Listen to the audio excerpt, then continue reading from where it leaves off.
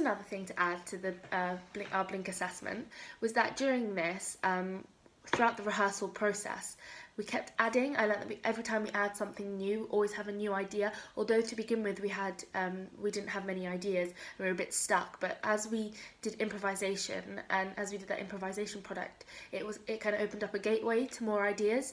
And I feel like that the ideas kind of started to flow, and slowly every session we'd have more ideas, and that's why we got the ideas for the welly boots, and using the blocks, using our laptops to show the communication online, and how we got the ideas that we weren't actually looking each other in the eye to begin with, or at all throughout the performance, to show that we were in different quarters.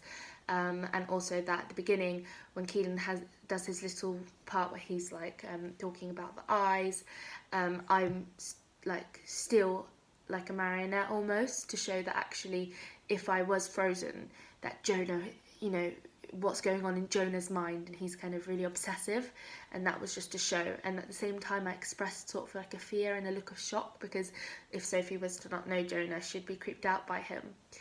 However, obviously after losing her father, she becomes lonely, and he fills a gap, and she kind of has a soft spot for him. But yeah, I found that as our ideas began to flow, we decided that when I talk about having my teeth pulled out for the second time, and my dad making my bed in the garden, that I would actually stand up and start to visualize and show the audience my bed in the garden.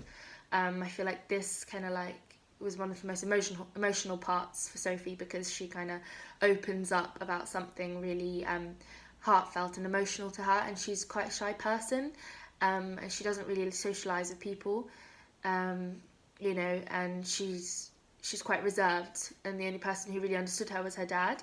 We don't hear much about her mother. She's moved off to another country, so at that kind of sense, she kind of feels like she's not worth very much. At the same time, she does have a lot of dignity and self-respect, and I think that's due to her dad, who stayed around and looked after her. But I feel like the fact that her mum moved away made her kind of like a stronger, more independent person. And yeah, so those are the changes and the development throughout the rehearsal process that led to our final piece and where it was. Yeah.